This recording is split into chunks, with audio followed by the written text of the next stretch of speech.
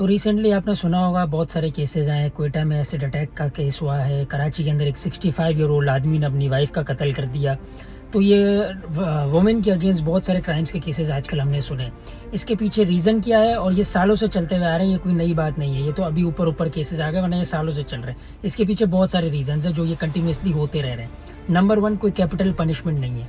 Number 2, education, lack of education का issue है। Number 3, कोई आवाज़ नहीं उठाता इसके खिलाफ। तो ये बहुत सारी वजूहत है। कैपिटल पनिशमेंट इसके अंदर कोई एज सच है नहीं। रेप की सज़ा 10, 15, 20 साल तक की है। इस पर लाइफ इम्प्रिजनमेंट या फांसी होनी चाहिए, सीधा सीधा बड़ी पनिशमेंट होनी चाहिए, कैपिटल पनिशमेंट होनी चाहिए। इसके अंदर जो कि 10-15 साल बाद कैदी आज़ाद हो जाता है, और उसमें भी बहुत सारे लोग तो वैसे ही बेल पर छूट जाते हैं और माफ़ हो जाते हैं, ताकि वो बाहर आए और विक्टिम के पीछे वापस पड़ जाए। और एक जो रीज़न है, ये सारे क्राइम्स होते रहते हैं, वो है विक्टिम ब्लेमिंग। विक्टिम ब्लेमिंग सबसे कॉमन है यहाँ पर। रेप होगा तो उसकी ड्रेसिंग कैसी थी उस लड़की की, वो बाहर क्यों निकली, वो लोगों से बात क्यों कर रही थी। एसिड अटैक होगा तब भी यही होगा कि उसने मना क्यों किया।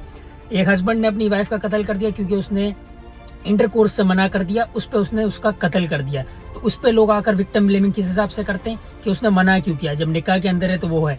भाई, मैरिटल रेप भी कोई चीज़ होती है, शादी के बाद भी कंसेंट ज़रूरी होता है। विक्टिम ब्लेमिंग इतनी कॉमन है कि हर क्रिमिनल को पता है कि मैं क्राइम करके निकल जाऊंगा, उसके बाद लोग विक्टिम ब्लेमिंग कर विक्टिम की ही गलतियां निकाल लेंगे, मैं तो बच जाऊंगा। ये वही बात हो गई कि फोन लेकर आप रोड पर निकलोगे तो फोन चोरी तो होगा ना। चोर को नहीं पकड़ना है, बट लोग को कहना है कि आप फोन लेके बाहर क्यों निकले थे, बाहर निकलोगे तो चोरी तो होगा। इसके ऊपर ज्यादा बात नहीं होती, एजुकेशन नहीं होती। इसको अभी भी टैबू टॉपिक की तरह देखा जाता है। एजुकेशन इसके अंदर बहुत जरूरी है। आपने अगर एक शो नहीं देखा है वो जरूर देखिएगा, नेटफ्लिक्स पे है, माइंड हंटर के नाम से। उसके अंदर दिखाया हुआ है कि 1970s और 80s में FBI ने किस तरीके से पहले ही क्रिमिनल्स को बचपन से ही नोट करना शुरू कर दिया था। उनको पता चल जाता था किसका बिहेवियर कैसा है, किस बच्चे का बिहेवियर कैसा है, और ये पोटेंशियल रेपिस्ट है, ये पोटेंशियल क्रिमिनल है या नहीं है। तो वैसे ही बचपन से ही एजुकेशन देनी होगी ताकि लोगों के जहन खुले।